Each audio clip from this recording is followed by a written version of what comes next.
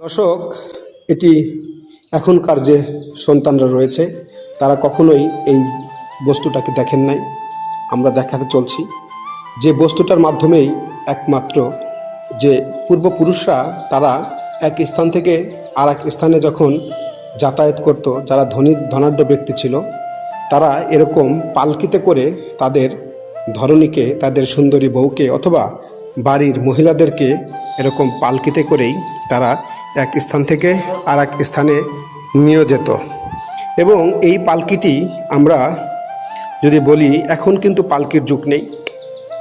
এরকম পালকিতে কাপড় দেওয়া থাকতো, তো ভিতর থেকে দেখতে পেত বাহিরে কি আছে, তবে বাহির থেকে দেখা যেত না ভিতরে কে রয়েছে।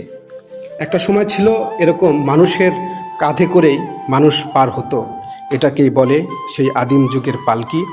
এবং এই পালকির মাধ্যমে বিশেষ করে আমরা